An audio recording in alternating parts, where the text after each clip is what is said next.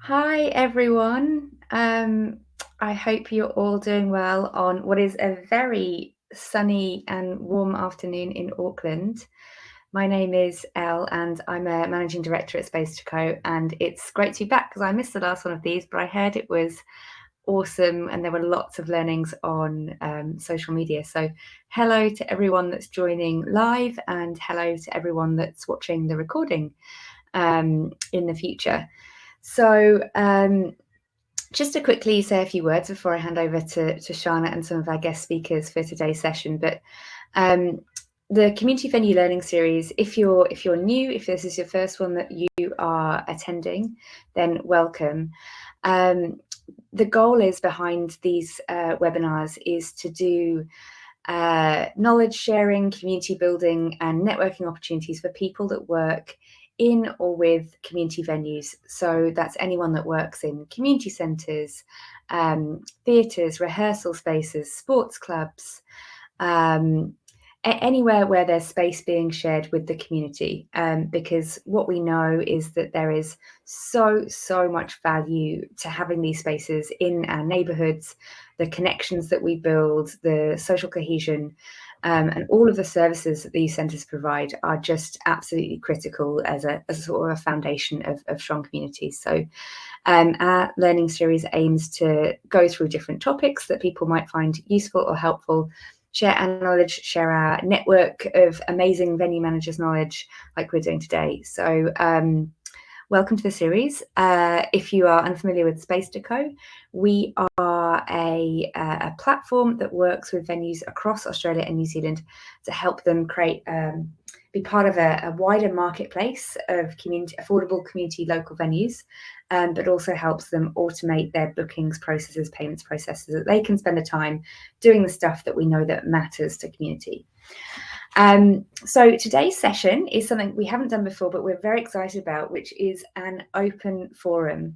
So we've got a couple of our community venue managers that we work with to come and share some learnings from their space, some of the practices they do in their space to help build community and open up the space and to create that connectivity.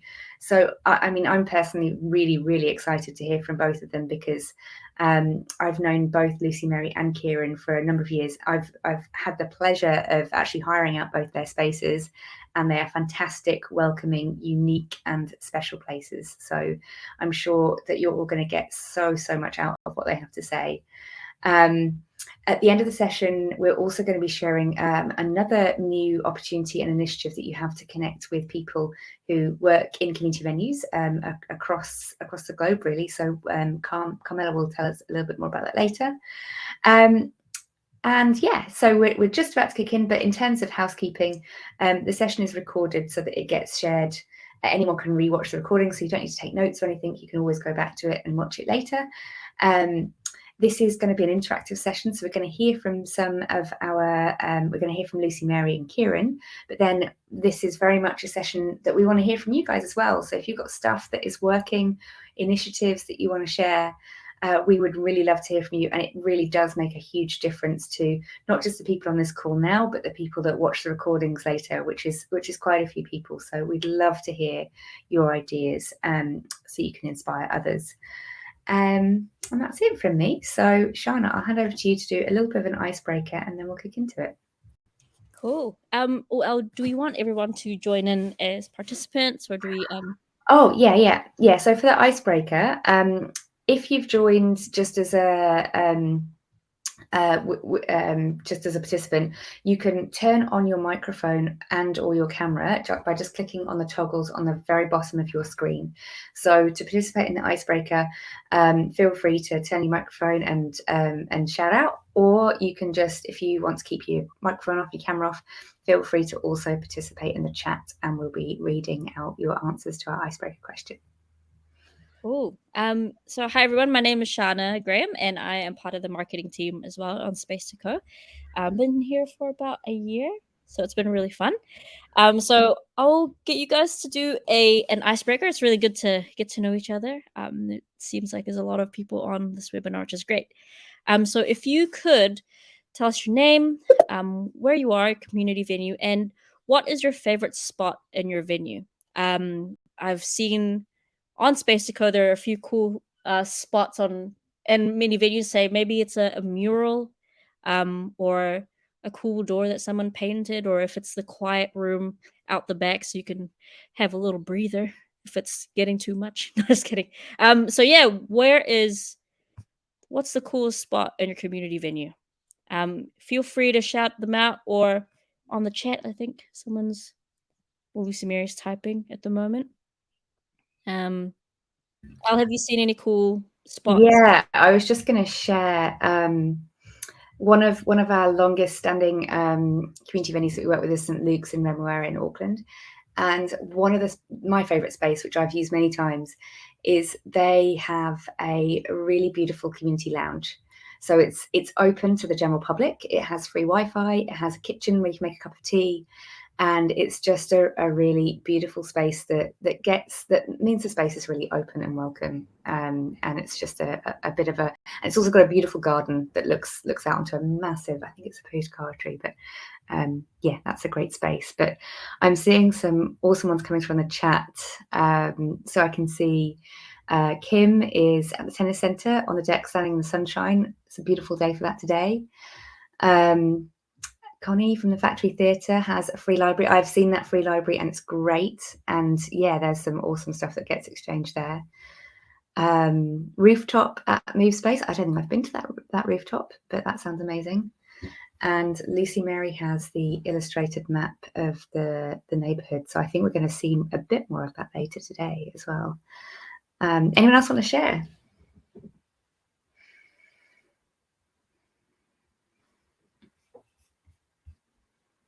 I think Maggie from Caroline in Adelaide.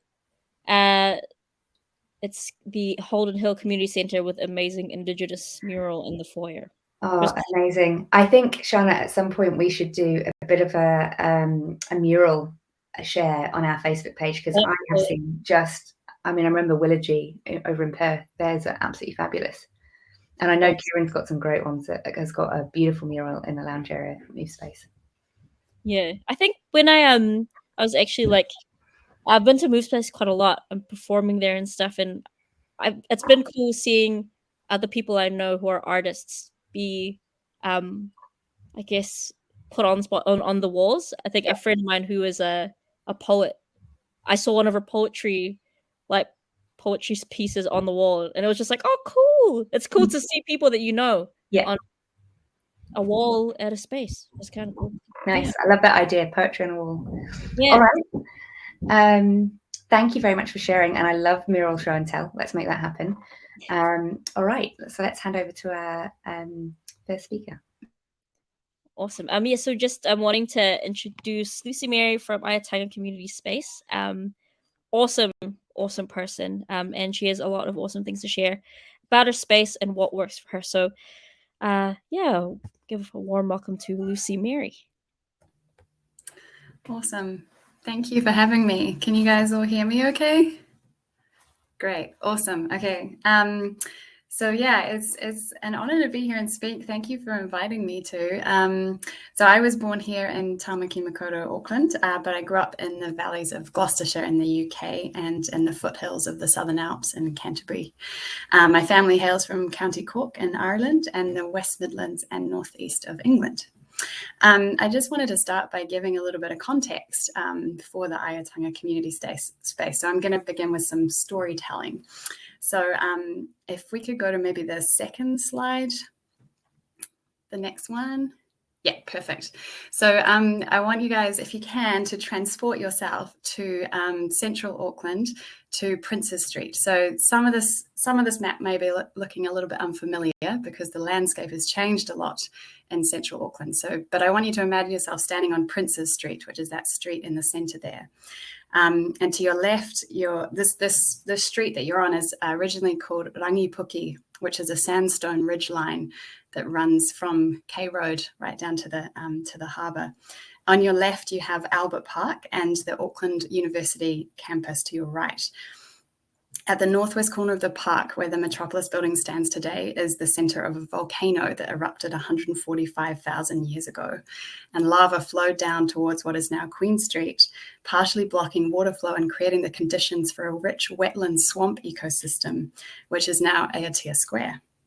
Below Queen Street, a river still flows down to the Waitemata Harbour, Te Waihorotu. Also at the northern end of the park, before the street starts to slope down, there was once a pa site, or the site of a traditional Māori village. And in the settler days, it was an army barracks. On the sunny eastern side of this ridgeline, there was once flourishing gardens that were tended by the Indigenous people of this area. And those gardeners took particular interest in peach trees that were introduced by the settlers, and they planted a whole grove here. To your right, in the grounds of the university, there is still today a colony of endangered native bees. And right now they're growing in their burrows, ready to emerge when the Pōtakawa trees flower around November, December time. And I'm wondering if we should be celebrating a sort of a hyper-local festival for when those bees emerge. Also on the grounds of what is today the law school of the university is Te Waiariki, a sacred spring site whose bubbling waters are still visible today. At the end of Princess Street, you'll be greeted by the sprawling branches of Pōtakawa trees in Emily Place Reserve, which is where the icon of the church is that you can see on the map here, which is no longer standing. These trees remind us that we're approaching a coastline, the favoured home of the Pōtakawa. The land slopes down more steeply now, but once it would have continued on a slight upward incline, leading to a prominent headland looking out over the Waitemata. This is Te Rerenga Ora Iti, translated to the leaping place of few survivors. It was the site of a fierce battle that resulted in Ngāti Whātua Ōrākei laying claim to this land and becoming Kaitiaki, the guardians. I highly recommend reading the Ngāti Whātua narrative that's been erected in the Emily Place Reserve and down on the waterfront directly below. In Emily Place Reserve, members of the Chinese community come here to collect the ginkgo nuts that fall from the trees. And you've just missed this beautiful golden carpet of ginkgo leaves that's been blanketing the reserve. Can you move to the next slide, please? And so at the bottom of this little triangular reserve, on the ground floor of 22 Emily Place, this big building you see here, is the Aaiotanga community space. And this is where I spend most of my days. I've been working with the Aaiotanga Trust for nearly a year now, and I'm quickly falling in love with this neighbourhood. Next slide, please. It's a mixture of long-standing residents, new migrants to the city, students, law firms, my new friend Robbie from Gus Fisher Gallery, who's there in the denim jacket, and the students who run the bee sanctuary garden just around the corner from us. And you can see Livia there on the left doing the composting, and she's working with some of our apartments in the area, trying to help get apartment dwellers into composting. There's also a whole lot of local residents, Adam and Mick, who are real history buffs and passionate community builders in the area, and so many more neighbours coming out of the woodwork who are passionate about contributing to this place. And you can see some of them there in that photo. This was a little community event that we all did together as a neighbourhood collective just a few weeks ago. So there are insects, waterways, birds, and us people all participating in life here on what once was a headland, the quarried away rocks now making up Britomart and the wider waterfront area of modern Auckland. We're all here because in 1840, two men stood on this headland and made an agreement. The chief of Ngāti Whātua Ōrākei, Apihai Te Kawau, gifted to Governor Hobson 3,000 acres of land stretching in a triangular shape from Mangawhau, Mount Eden, down to the Waitemata Harbour to establish the city of Auckland. And we're just coming up to that anniversary on September the 18th. This practice of tuku whenua was one of the factors that greatly contributed to this decision, was a hope that together in partnership, both peoples would prosper. When this did not manifest, Apihai Te Kawau came to regret the decision to gift land. But I often sit inside the Aaiotanga community space and I think about that aspiration. And I almost sort of feel it hanging in the air, still waiting to be realized. And it keeps sourcing the way I think about how we evolve as a space and serve our local community, our whole living system of people, soil, water, plants, insects, animals of Te Rerenga Ora Iti, Emily Place.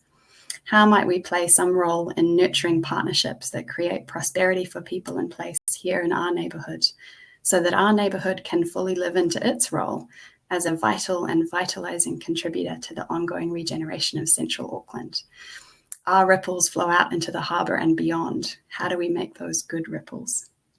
So Aaiotanga is three things. It's a storyteller, a space, and a school. So we're committed to honouring mana whenua and deepening relationship with our neighbours, working to continuously lift up the stories, voices, and collective intelligence of our place. We are hosting as a community space that serves the needs and potential of our local neighbourhood. There are things happening here like language classes, yoga sessions, workshops, meetings, acting classes in schools, all sorts of different community activities. We also act as facilitators, sometimes actually going out and holding space for diverse stakeholders to come together in different co-creative processes. So the name Aaiotanga was gifted by Reverend Pa Henare Tate, and the original founders set up the space in 2007 as a space dedicated to social justice, environmental justice, and the growing of skills for peace. Aaiotanga is evolving, but the lineage of peacemaking continues on, and the founders are now in their 80s, passing the torch on to us, curious and encouraging of the work we are doing in this new field that we're a part of called regenerative practice, which I'll tell you a little bit more about. So we see regenerative practice as a form of peacemaking, a way of growing social and environmental health in the same stroke of action. Sourced from the unique story and the potential of our place, we are growing not as the centre, but one of many centres of regenerative learning and practice that's emerging in Tamaki Makaurau and Aotearoa as a whole. So I kind of wanted to just give you guys, instead of talking about regenerative practice, if we could go to the next slide. Instead of talking about it, I kind of just wanted to give you guys an experience of it. So we've been so influenced by this work and the evolution of our space that we now partner with the people that developed this work in America, and we help teach and run the course here in Aotearoa. And there's a new one just about to start, and there is a Q&A session on tomorrow morning if anyone's interested, and there's an event on our Facebook page. But yeah, I designed a little series of questions. So I kind of wanted to offer these, and I thought we could just spend maybe a minute on each question, just reflecting and taking a couple of notes, and then open up the floor and see if that's generated any interesting insights or thoughts or questions. So yeah, I think we've got a slide with the questions on. Is that right? Sorry, I'll just get onto the now. Let's see. Here we go. Cool. So yeah, just about a minute of some quiet reflection and note taking on each of these questions, and we'll just see what comes out.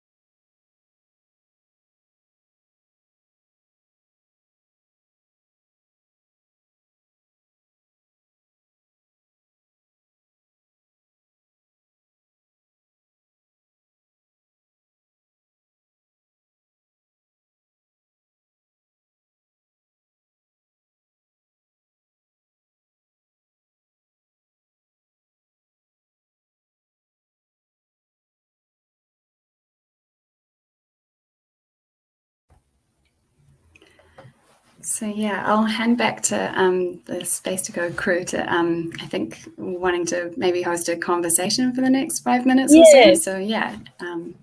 Thanks, Lucy Mary. That was awesome. Now we're gonna open it up to everybody. I'm going to share my screen really quickly. Hold on. And we're gonna put some ideas or initiatives that you have, I guess, come up with. Let's just do this. Hold on a second. Through that reflection. Let's see. Do you see my screen? Cool. So if you want to start typing up, or use your microphone and just share some initiatives that you have thought about through those 3 questions, just initial thoughts and insights. Or if you don't have initiatives, some of the challenges and restraints would be interesting to hear about as well, because I'm sure there'll be some stuff that it sort of sparks other ideas from that too.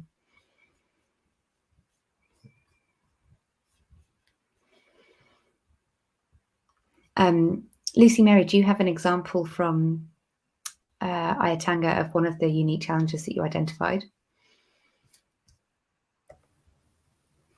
Yeah, so I guess partly through the storytelling I did there was sort of looking at some of, I guess, the restraints that are still sort of feel are in place in our particular neighbourhood. So particularly based on that unique story of how this land was originally gifted with the hope that it would create prosperous relationship between Māori and the settlers, the Pākehā who had arrived. And so that's still, you can still sort of see that restraint and those challenges playing out today, where there isn't that prosperity on both sides, particularly for Māori, for the Indigenous people of this place.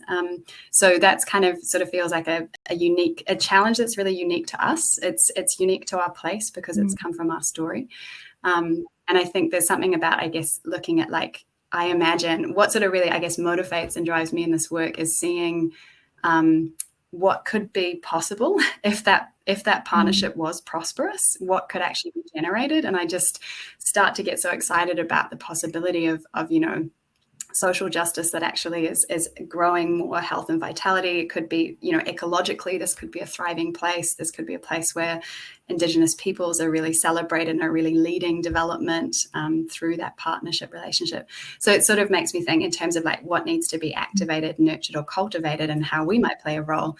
This is where we see, that we have some role to play in helping lift up those stories so that people are aware of that kind of history and the potential of that partnership, and that whatever we do in development, if we can do that in partnership, then we're kind of living into that original aspiration. So that's kind of really informed our strategy, I guess, of how we're evolving. And we're just starting to talk to Ngāti Whātua Ōrākei at the moment about how we can help them celebrate that the occasion of September the 18th, when that tuku whenua, when the land was gifted, because that's a story that like nobody knows about really in central Auckland or the whole of Auckland. So we're kind of looking at how we can partner to lift up that story. So it's just like, it's an initiative that's, I guess, directly responsive to the place source potential, what's kind of sitting here in our place that's unique, that we can be a part of this unfolding story. What I loved about your story, Lucy Mary, was because you have gone in and found, and discovered the history of the local area, you've got all of these almost like connection points that are already there. They don't need to be created; they're already there. Like the fact that that colony of bees have been there for so long, and that there's a potential to celebrate that. And that's a universal celebration. It doesn't matter who you are or where you're from. That's such a beautiful thing to celebrate. I love that it's rooted in the place.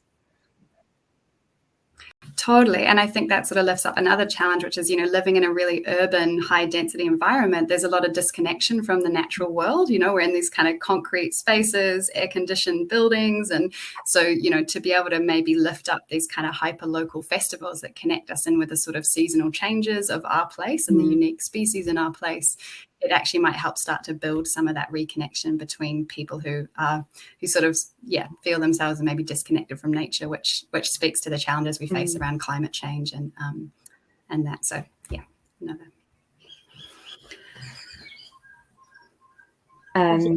I'll carry on. I'm sorry. So I was going to say, I can see that Connie's posted that one of their biggest challenges is drawing artists from outside of the city centre to come and create art in a new neighbourhood. And I know this is something that is specific to Kete Aranui, but it's also something I hear a lot of from other spaces that we work with, which is, how do you, the wider challenge is how do you get word out there that your facility exists and that you have this amazing space and place to collaborate and connect with people. Sometimes you can connect with people that are in your neighborhood through signage and through meet and greets and through neighborhood days. But when you're looking to do something much wider, which has become a sort of almost a regional center, how do you connect with those people from beyond your center? So love the idea of being part of the Fringe, which is naturally a region wide celebration. And I suppose the bigger thing to come from that is, what other region-wide initiatives already exist that you can participate in, where the infrastructure is already there that you don't have to create, to help spread the word of what you do. I think that's a really nice example, and will hopefully help other people sort of think through that challenge as well, because I think it's a common one.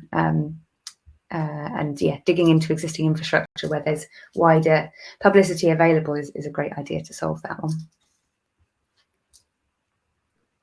Cool. I think that Kiran's also typing, but you can carry on typing up your ideas and your initiatives. Even if I'd actually like to hear more about what your venues, what are some positive or the potential of your venues look like? What does that look like? The vision of of challenges overcome, that might be really cool to hear as well. Mm-hmm. But yeah, so just keep typing them up or sharing them. But we'll probably go on to the next speaker, who is a friend of mine, cool guy, really great heart for the community and for the arts, which is much needed in Auckland. So when I was living here as an artist too, I saw MoveSpace come up, and I was like, oh my gosh, this is something we've needed in the creative, for the creatives in the space. So love to just introduce the amazing Kiran Patel. You're so sweet. Can everyone hear me all good? Great. This is so lovely. This is totally the group of people that I love hanging out. I mean, I've just been enjoying the chat, and it's cool to be able to share my story as well. So I really appreciate that.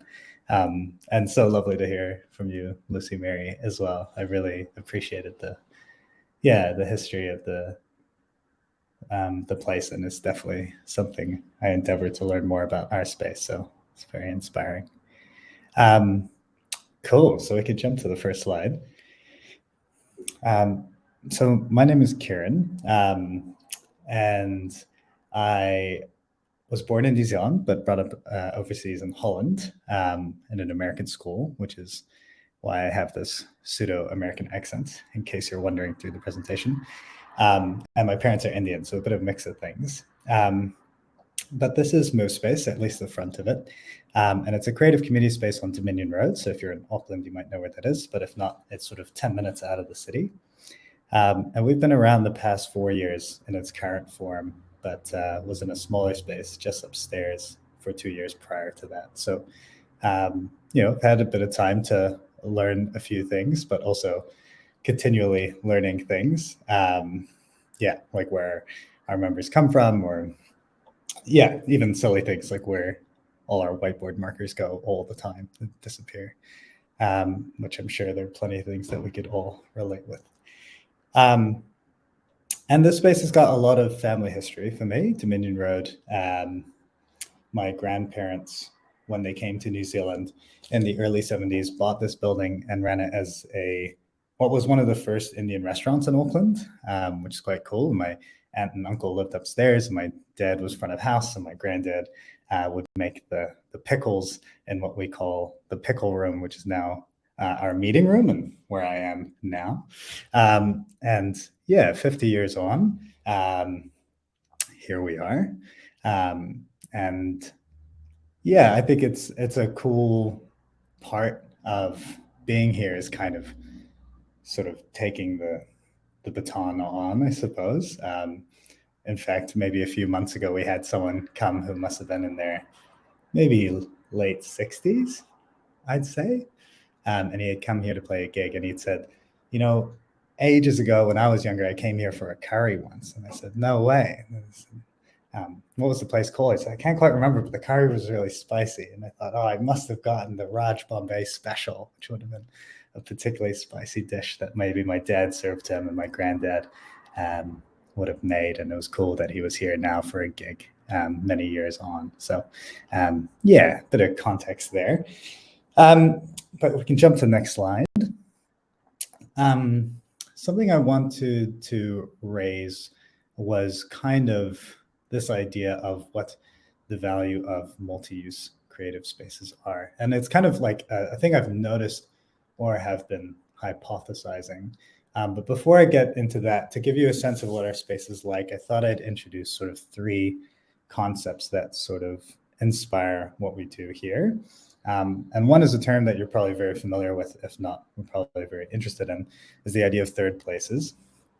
And I think the part in which I'm inspired by is this idea that we have, certain roles that we play at home, whether it's a flatmate, son or daughter, a parent, and certain roles we play at work, of course, being a manager, employee, boss, whatever.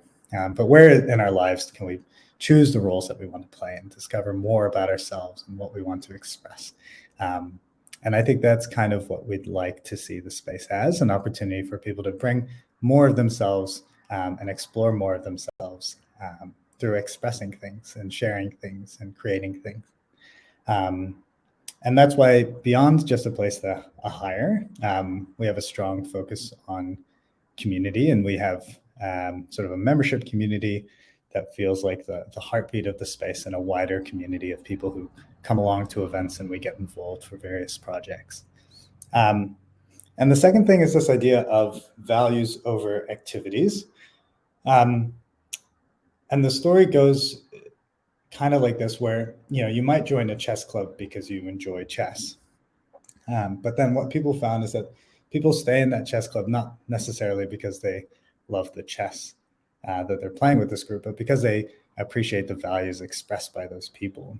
And I wondered, instead of starting the space as an art space or an entrepreneurship space or a well-being space, why not try and start with those values and then see how those activities diversify? And of one of the many hypotheses we had, I think that one went well.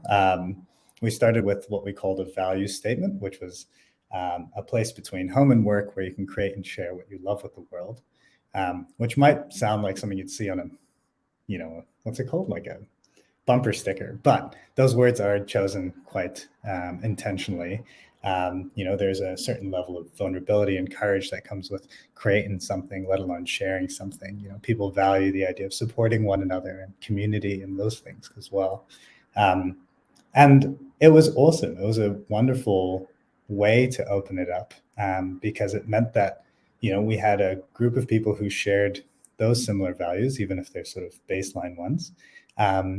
But then had things like salsa nights here, as well as movie screenings here and dinners here and various, types of activities. And that felt really great, opposed to, opening it up as a specific type of space, like an art space or a well-being space. To have the mix is pretty cool. And then lastly, we're called MoveSpace, to which many people might assume is because we move things around a lot, but it's not quite it. In fact, I didn't even think about that when we named it MoveSpace. It was actually just the idea that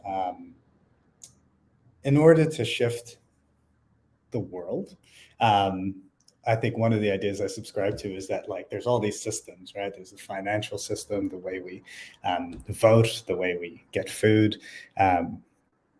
But underneath all of that is these ideological systems, like how we see the world and how we see ourselves and how the roles we play in our life. And I feel like one way to shift all these other systems is if we can shift people's perceptions and beliefs about the world and themselves. And I think one way to do that, and I think one way that's a powerful way to do that, is through creativity, as it can allow for people to reflect on who they are and what other people are like or getting up to, and perhaps shift some behaviors and beliefs. So MoveSpace is a place to be moved and to move others to see the world differently. So yeah, that's kind of a little bit about the space. So the hypothesis, back to this slide, is the value of multi-use creative spaces is, next slide, is that perhaps you can bring more of yourself to the space. So I think the idea there is that whereas maybe in business they might tell you that it's probably a good idea to get a certain level of depth in something, opposed to being like a generalist and being really sort of good at a number of things, but not particularly like amazing at one thing. And I'm wondering if perhaps in the world that we are in of creative community spaces or community spaces in general, that perhaps the more varying different ways in which people can get involved in your space, the more perhaps they could bring themselves to the space. So I've got 3 little stories that might illustrate that idea, but in this slide, you can sort of see, there's the yoga happening on the rooftop area I mentioned in the chat. There's a gig happening, and in the previous slide, you would have seen a dinner and a couple of other things as well. But we'll jump to the next slide.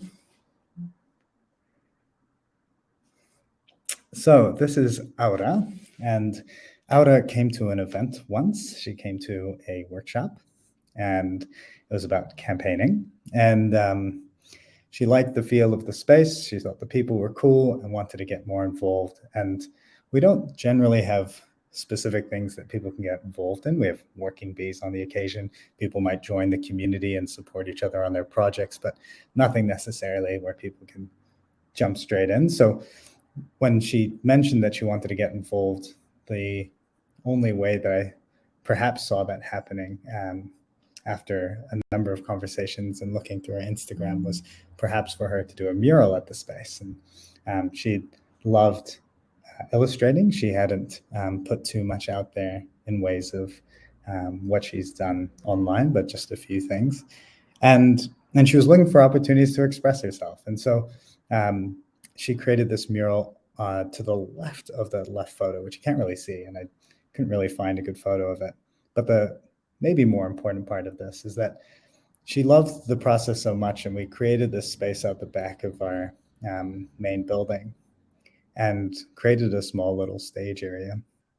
And so she's gone to an event, she's created this mural, she's created this little space at the back called the Hidden Garden, and then invited her partner to perform at a market that we ran at the space. And it was just like this really cool feeling of someone who's come into a space, who's contributed to the space, and then created a platform for her partner to perform there. And I just felt like what a cool way in which to engage in your local community space. And now is a commissioned artist and is a bunch of people are hiring her to do different things, including us for another mural down at the space as well.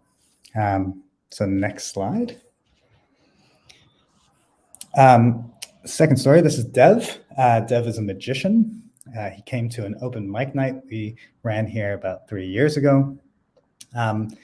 He thought the space was cool and interesting and saw that we did co-working as well. He's a banker and does magic on the side, so he thought he'd do his work from home days here at the space. And so we'd see him a lot more often beyond just the open mic nights. And whilst he was there, he would come up and dream up of a magic show. And so he would be, doing his coding there on his computer, and then to the side, he'd have a notepad scribbling ideas for what became his first ever magic show that he ran at the space as well. He also then filmed an audition for a TV show that was based in Las Vegas, and then got invited to go and perform on this show called Penn and Teller, which is on Netflix, which was just like, it was all just too ridiculous sort of thing. It was like, how is this happening?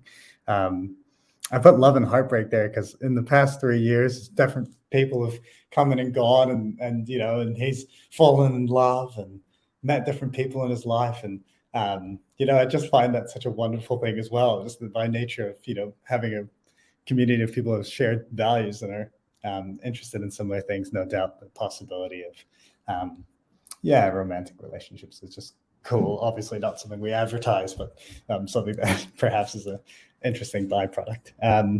And I've gone to a couple of weddings since, which is always lovely. And now it just so happens to be my flatmate. So it's an interesting evolution over 3 years. And I think, of course you could do this with any of your friends and just try and track back the varying things that led to where you're at now in a relationship. But I think it's very cool to do that with space, because of course they're interacting, at least with our space, in many, many different ways beyond just going to an event or hiring the space out. And then last but not least, we have Jamila. And Jamila came to an event where she saw a couple of her friends perform. She is a musician, and at the time hadn't had any music recorded online on Spotify or anything.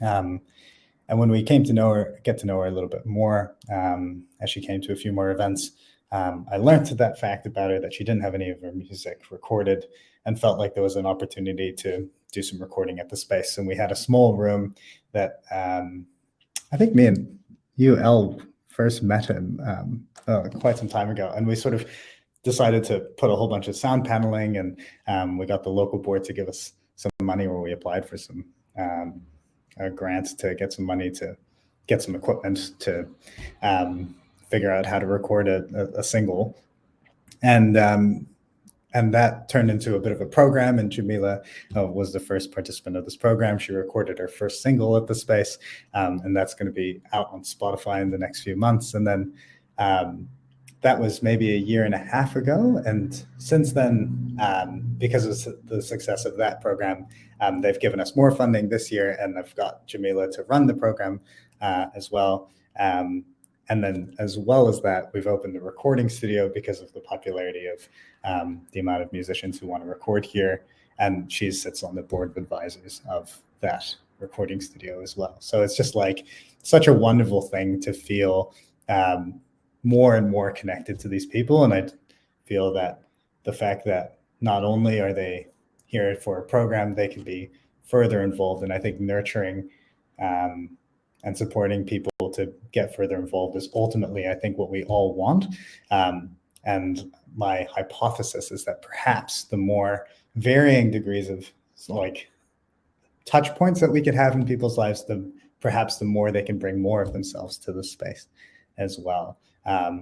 Something I didn't put in here, but I would like that just came to mind, is that we had a bedroom, and that bedroom initially was for like an Airbnb, so traveling artists or whomever can come and hang out at the space.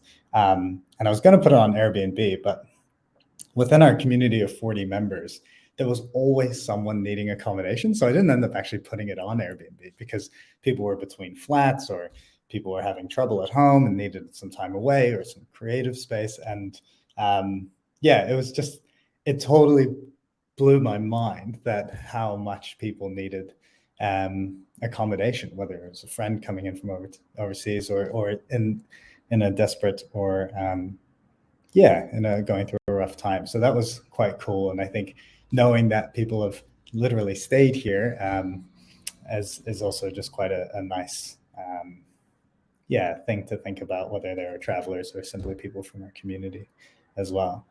But yeah, that's my hypothesis. That's my noticing. I'd be curious to hear what people think about that idea, whether it's true that perhaps the wider we go, maybe we simultaneously go deeper as well, as we're able to be able to touch people in different ways.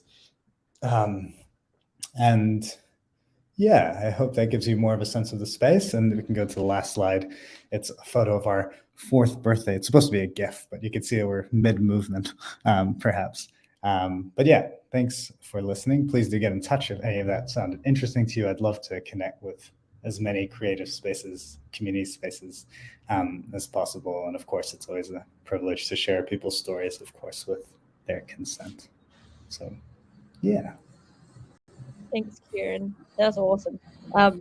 Yeah, and I can attest to the power of your this kaupapa and stuff. Like, as you know, someone who has been affected by it as well. But yeah, would love to hear from everybody. We talked about what the question would be after your session, Kieran. And it was, I had it initially as like, how do you create community within your space? But it's more like, how do you bring other people to bring themselves into your space? Maybe what kind of question would you want to put out there? Yeah, I mean, I think people's, my general sense is that people want to start a community and not be the face of the community, want the idea of the community or the purpose of, people gathering to be the focus of it. And, I think it's one thing to have that aspiration, but it's another like how to try and practically do things that actually help that. And I think we've all perhaps felt that tension of like, our personal lives or ourselves being involved and people knowing the community through us. And there's always a role for a leader, facilitator, or navigator. However, I think, the question is, how do you get people to feel a sense of ownership, to contribute, to feel, further a part of the space beyond a customer, moving from customer to a community member, let's say, I think is perhaps the unrehearsed question. I loved those stories, Kiran, and personally for me, it was just I remember it was probably about 4 years ago that we first met, and you were just starting your space, and I was just starting SpacetoCo, and it's just been incredible to see the growth in the space and the different, I suppose, just all the opportunities you've created for that community. And I love the metaphor of like popcorn, because it's almost like every time you bring more people together, it's like an explosion of of even bigger connections and opportunities for everyone. And the stories that you shared just illustrate that perfectly. I thought I'd kick us off in answering your question and actually share just my insight on how do you help people bring more of themselves or be themselves in a space. And it's from my own experience of using or being part of one of the communities of, I think Edith's on this call, from the Covert Theatre. For me, vulnerability is a really big part of people, I suppose, feeling comfortable to be themselves. And if you create a space where people feel safe to be vulnerable and to share, real stories, and especially if someone like asks how you are, you don't say, yeah, I'm fine. And they feel safe to actually say how they actually feel. Or I think one of the things that gives almost like creative and performance spaces an advantage in this is that to share what you create, you as you said, you have to be vulnerable. Like you have to put yourself out there. And I think vulnerability can be a catalyst to connection. It can be a catalyst to people being themselves and to creating stronger bonds between people, because it goes so much deeper. So yeah, I think especially in creative spaces where there is an element of you sharing your art or your voice or trying to find your voice, that point around vulnerability and that safety is really, really important. Yeah, absolutely. It's such an equalizer in some ways, where people might know the feeling of, putting something out there, irrespective of, how popular they might be or what distribution channels they might have. I think, generally you could say that the creative process does go through some quite classic points of, who am I? What am I doing? Am I worthy of this? Is anyone going to care? Does it matter if anyone cares? Or any of those questions and stories that people might have. What will people think of me? Yeah, totally. Yeah, absolutely. Yeah, but if you can cut through that, that's when you get the really good stuff, right? So that's really cool. Just that knowing that, there's other people around you who are going through that, and that's okay, because outside of, this space, perhaps the job that they're in doesn't necessarily support that line of questioning or has space for that sort of type of questioning. So, to be in, whether you're at an event or working alongside someone who's going, look, I'm just about to hit post on this thing, and someone goes, God, I know exactly what you made, and like, it's all good. Like, here, I'll give it a quick read over, and that might be what was needed, or or a cup of tea with another creator. Yeah. Or just seeing other people doing it gives you the confidence. I love what Connie's posted around the idea of an artist in residence program. I think another thing I've noticed or observed is that community can be created a lot. Another kind of catalyst to community and connection is the idea of cohorts, where you have a group of people going through the same thing at the same time, and having that repetitive touch point through a program, through a group workshop, through a residency, can really kickstart a community and build really fast bonds between people. So yeah, I love that idea of artists in residence, and I think that's so applicable to even if you're not a typical creative space. So I'm talking to anyone that might be watching this recording who runs maybe a community centre. The opportunity to have an artist in residence is available to all venues. Could you engage someone to tell the story, to take an example from what Lucy Mary shared? Can you find someone that knows the history of the space and engage an artist to tell the story or the history of the place that you're part of, and build that connection? Probably, or get grants to fund an artist to be able to tell the story of your space, or to tell their story, or the story of the people. It's such a fab idea. I think on that note as well, we have a few more minutes. Carmela asked a question about how I guess both Aaiotanga and MoveSpace have amazing stories. Is that something that community venues need to have, like a story behind a space? And if so, how? I mean, if you could speak into that, Lucy, Mary, or Kiran, about how to communicate that the best way. I can say, it's something I tell often to people who come through the doors, and people are interested, and people are going, for a start, they're probably going, how the hell do you pay rent, on Dominion Road, sort of thing. And I think a big part of it, of course, is having the support of the family, who, though I still pay the lease, the hefty lease it is, but still definitely have supportive landlords, which is great. But also, I think a big part of it is, we've commissioned Auda to do a mural of kind of the history of the space, and it sort of includes, sort of pre-colonization, colonization, and then my family history, and then what it was before the space, and then us. And I think that's like a lovely way to show it visually, as well as just be a helpful aid whenever I do tell people. I think there's so much work for us to do around that. And I think so much of these first 4 years is kind of I don't know what the phrase is, but it's kind of just giving things a go, trying things out, seeing who shows up, and then kind of learning what our relationship is to our place, and also Dominion Road. And there's ongoing social commentary about the street, as well as it, sort of gentrification sort of rapidly hits our city, and more artists from K Road are moving to Dom Road, and that's also, of course, current history, but further back, it'd be interesting to read and learn more about that, and share in a way that asks that question of what's the possibility of that partnership being honored, and I really appreciate that question, Lucy Mary, and I think it's something that very curious about and looking forward to learning more about as well. Don't know if that answered the question. It was kind of just top of mind thoughts. Yeah. Is there a time for me to jump in on that question too?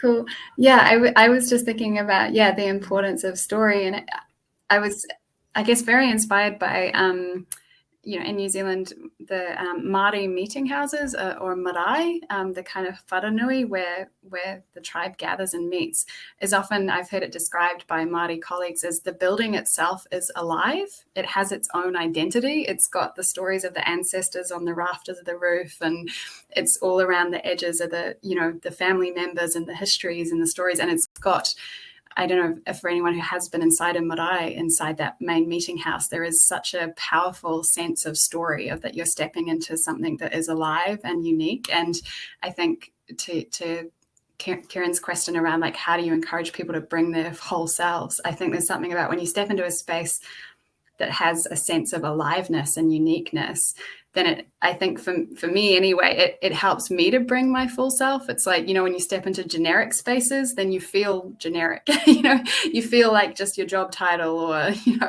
your status or whatever it is. But there's something about, I think, when we connect with the uniqueness of stories, of living spaces and living human beings and living places, I think it helps bring out the uniqueness and the wholeness in each of us. That's awesome. Thanks, Lucy Mary.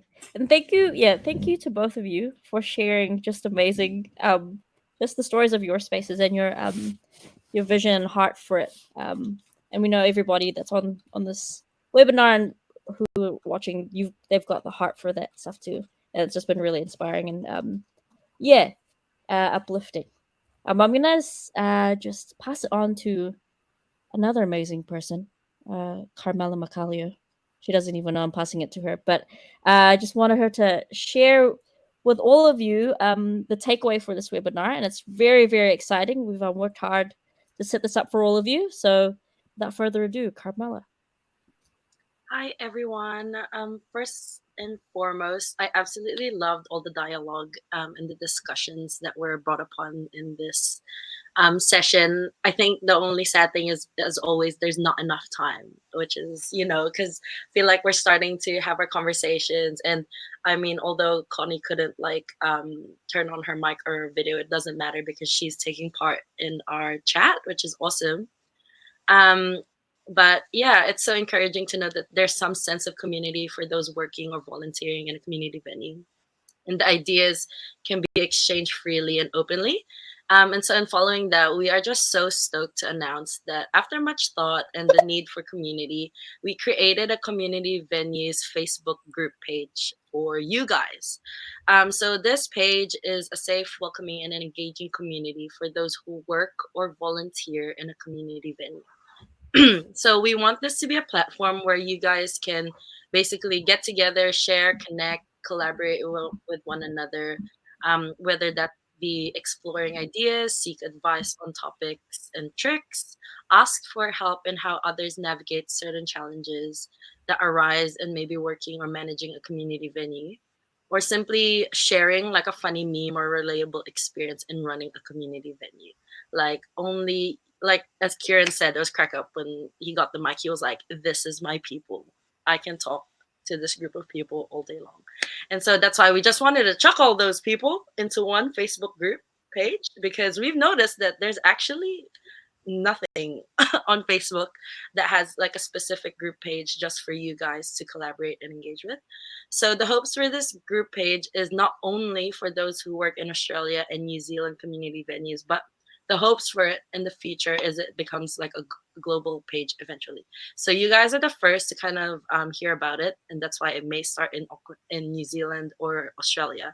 But the hope of it is if you guys have friends internationally who you also know works in a community venue or volunteers for it, like feel free to add them or allow them to join into the group. So so SpacetoCo is the one who created it, but please bear in mind that this is not SpacetoCo's. Like the whole hope of it is that our team will just basically facilitate the conversations and moderate it so that there aren't any negative comments or any of those kinds of behavior. But the whole point of it is that we're just sparking up some conversation starters. But honestly, this page is absolutely for you guys. But basically, everything is there. Like we've created the rules and guidelines, and we're just here to create the page and give the space for you guys. But basically how you can find it is there's the link over here, but everybody who is watching this or has access to this webinar will be sent a thank you email after this. And attached to that email will be a link straight to the Facebook page. So You can just do that in one click. But if not, feel free to find us on Facebook. So go to SpacetoCo on Facebook, and under our Facebook page, just go into groups, and you'll find it there, and just ask to join. And basically, the admin will approve your membership. You guys just need to answer a couple questions. But yeah, from there, you guys can connect, engage, and be a part of the community. But yeah, we're just so stoked to finally launch this. And it's just a great continuation of all the discussions we're having here, just moving it on into a different platform. So you're not always waiting for an event. It's just can be continuous. So yay. See you guys there. Thank you, Carmela. And thank you for all the hard work that I know that both you and Shana have put into setting that up. These things are not easy. So I'm super excited to see all of the insights and storytelling that we get through that, and to connect with spaces all over the world, really. I think this has been my favorite community venue learning series yet. I'm just blown away by the stories. Thank you so much, Lucy, Mary, and Kiran, for sharing your stories. I know I said I wasn't going to take notes, but I've just taken pages and pages because I've been so inspired by everything you've shared. And just thank you for the work that you're doing for your communities, because what a difference it's made to the people in those neighbourhoods. So normally we do a poll, but I think we're a little bit out of time, so I won't run it this time, because next time the session is going to be on placemaking, and we're partnering up with the Town Team Movement, who, if you haven't heard of them, go check them out. The work they do is incredible. Basically, I very connected with the conversation we're having today around connecting your space to place, but also how do you create a sense of belonging and openness and make your space welcoming to everyone in your community, in your neighborhood, through sort of learning a bit more about placemaking and some of those tactics and tips from those guys. And there'll be heaps of resources, I think, that will be shared through that too. So we'll be sending out the link to register when it's up and running. But thank you to everyone that's joined, and see you next time.